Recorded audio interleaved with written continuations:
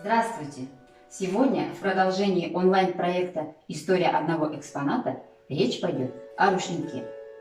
Рушник является одним из наиболее интересных феноменов традиционной культуры славянских народов. Ученые связывают слово «рушник» со старославянским словом «руш». Происходящий от него глагол «рушить» означает ломать, разрушать или рвать что-то. Отсюда следует, что рушник – это кусок материи, оторванный от общего длинного полотна. В старину не найти было ни одного дома на Руси без рушников, самобытных полотенец. Для народа он выполнял важные обрядово-бытовые функции. Рушник сопровождал человека на протяжении всей его жизни, связывая в единую цепь представителей разных поколений одного рода. Ежедневно смывая сон, человек ласкал лицо рушником-утиральником, которые практически не украшались. Садясь за стол, домочадцы творили молитву, их взгляд был обращен в красный угол, в котором святой образ находился в обрамлении рушников, свитков или календарей.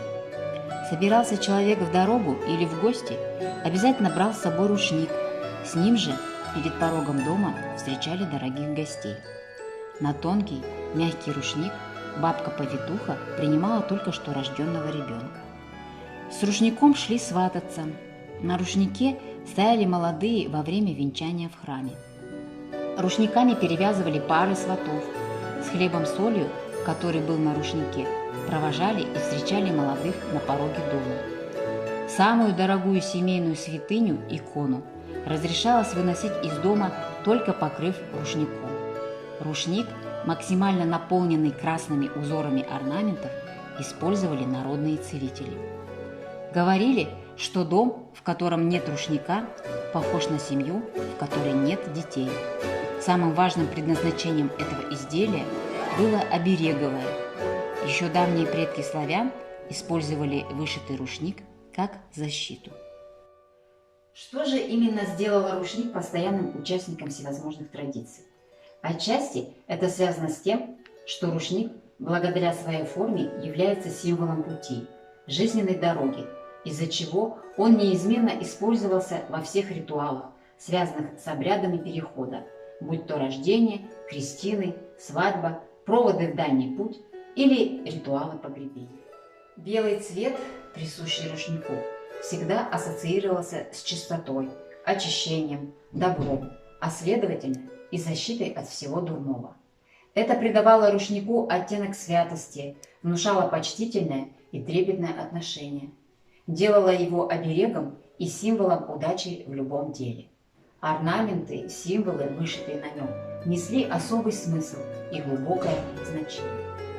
Волшебство и магическую силу рушнику давала вышивка. Вышивка – это главное украшение рушника.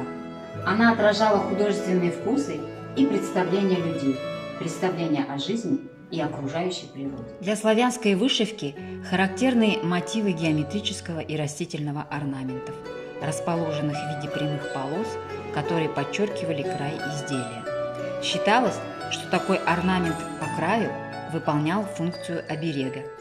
Традиционный рушник вышит крестом, который наполнял изделие силой оберегающей. Вышитые символы хорошо впитывали молитву. В красочных орнаментах, украшавших полотенца и подзоры, вышивались изображения фантастических зверей, птиц, растений. Язык славянской народной вышивки – это своего рода система письма, где бумагу заменяет холст, а чернила – нить. Преобладающий красный и черный цвет в вышивке рушника тоже не случайен. Красный цвет – это символ тепла, красоты, черный – символ богатства, чернозем. Все узоры вышивок представляют собой символы, которые отражают различные явления жизни. Например, дерево жизни может означать много важных для человека явлений: семейные традиции, связь поколений, продолжение и благополучие рода, счастье семьи, торжество добра в жизни. Гроздь винограда олицетворяет крепкую многодетную семью, в которой мужчина – это опора и сеятель, а женщина плодовита и заботится о своей семье. Петух символизирует богатство, здоровье, счастье. Его вышивают обычно в красных тонах. Голуби, жаворонки, петушок с курочкой означают любовь, семью, крепкий брак. Роза – это любовь и милосердие. Под рисунком иногда вышивались пожелания или поучительные надписи. За многие годы работы нашего музея была собрана большая коллекция рушников, которая составляет около 80 единиц хранения. Эта коллекция пополнялась путем безвозмездной передачи жителями города Кукшетау историко-этнографических экспедиций по населенным пунктам районов Акмолинской области. В основном вышитые рушники передавали жители районов нашей области, приехавшие на освоение целины в 1954 году из России, Белоруссии, Украины и их потомки.